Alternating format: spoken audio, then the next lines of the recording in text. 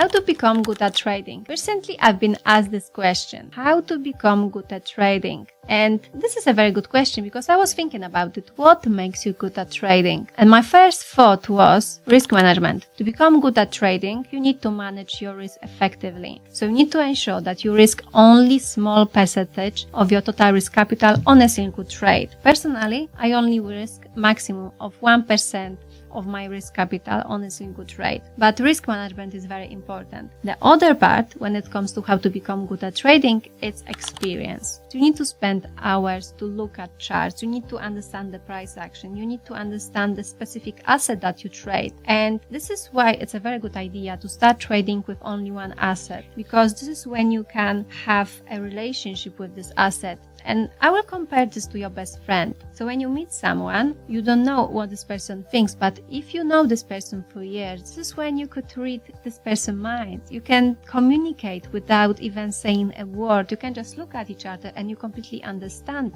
what you are thinking about or what this person is just about to do.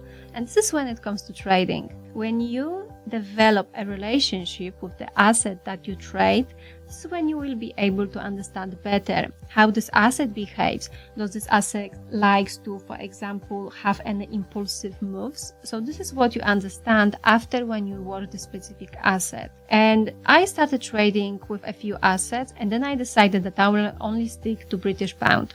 Now I also trade Bitcoin, and I also like to look at Euro. And what I found, which is very interesting, so when I trade GBP USD and Euro, I can tell that Euro moves faster. They move usually in the same direction, not always, but when they move in the same direction, Euro move faster. So it really depends on your personality. Personally, I prefer trade British pound because it moves slower. So it helps me to find the specific setup. But sometimes, and this depends on the day as well, and I don't know why, and sometimes I actually like to trade Euro, especially when it's consolidating. This is when I prefer to just have some more action, and this is when I can look at Euro. But I didn't move to Euro before I developed my relationship with GBP.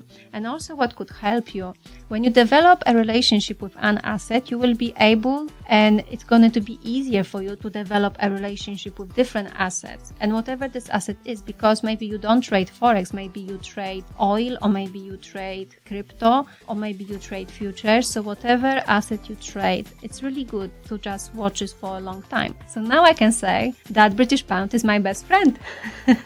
Plus I have also two other friends. So I have Euro, who is my friend, and I have also Bitcoin, who is also my best friend. It's so funny when I think about this in that way, but this is how I feel when it comes to those assets. The next part that can help you become good at trading is your mindset. And what I really like to think about is that you need to believe in yourself. You need to always believe in yourself that you can do it. Because if you put your mind into something, this is when you can really do it, but you have to stick to it. So you have to be persistent and consistent. So no matter the outcome, you need to just believe in yourself. And when we're actually talking about the outcome, don't have expectations when it comes to trading. Just watch the market, make your notes, journal, take your trades, and have no expectations. Because what really makes us feel sad when we experience a loss, it's only because we had an expectation that that trade will be a win. So if we look at expectation from a completely different view, so just think about a person that you like, and let's say that this person that you like, you send a message to this person. So that means that you put some energy into writing a message, and you have an expectation that you will receive a reply. But when this person is not replying to you, you feel disappointed because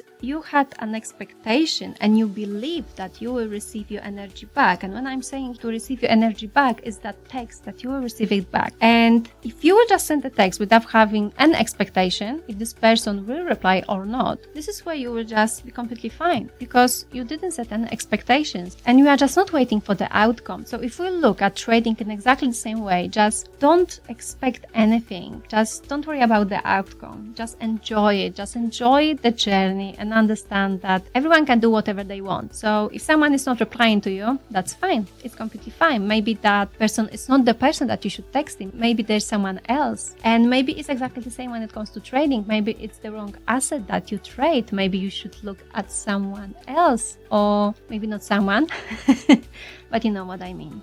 Before we go, I would like to know what helped you become good at trading, so make sure to leave a comment below because I would love to hear from you. Thanks for watching and happy trading!